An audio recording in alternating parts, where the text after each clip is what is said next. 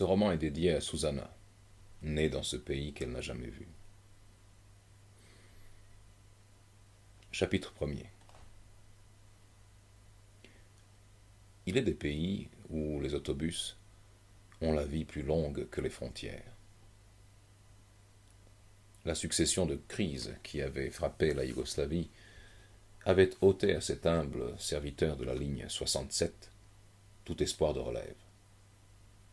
L'éléphant métallique attendri par la sueur des corps, humanisé par l'usure, finit par exhaler son âme dans un crissement sinistre, à mi-course de la rocade autoroutière reliant les cités nouvelles de la plaine à la ville historique étirée sur son rocher.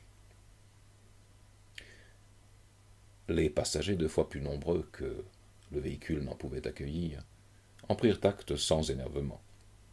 Les visages, jusqu'alors absents et figés, comme dans un ascenseur, se détendirent, et la grappe de pendulaire se transforma soudain en une graillante réunion de famille.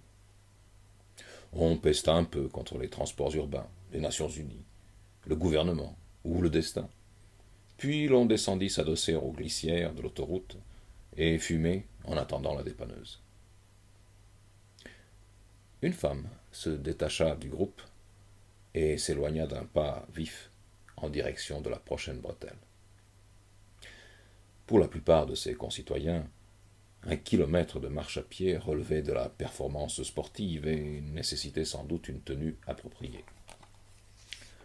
Cette personne déterminée n'aimait pas le fatalisme désinvolte qui tenait lieu de sens commun sous ces latitudes. Telle est la deuxième des 3 circonstances qui auront concouru à susciter cette histoire. La première étant bien entendu la panne providentielle, quoique non improbable, de son autobus. Sans son caractère indépendant, cette femme n'eût jamais entrepris le trajet qui l'amena quelques minutes plus tard à croiser le chemin de Veselin K, appelé Vesko Prznica, autrement dit Vesko le teigneux. Voici comment cela se fit. Approchant de la sortie d'autoroute, la femme vit qu'une automobile s'était arrêtée sur la bande de détresse. Le véhicule de fabrication allemande était presque aussi vétuste que son autobus, et peut-être immobilisé par des causes semblables. Il semblait chargé à craquer. Alors que la marcheuse ne se trouvait plus qu'à quelques dizaines de pas, le conducteur jaillit de l'auto. Il se mit aussitôt à tourner autour, comme un possédé, en martelant le capot de ses grandes mains, et en lançant des jurons ignobles à son passager. Malgré le bruit de la circulation, la femme en saisit assez pour sentir aussitôt son cœur s'emballer et ses genoux se dérober. « C'est assez !» criait l'homme. « Assez ! Tu m'entends, vieux poison ? Tu m'auras usé jusqu'à la corde, vieille carne.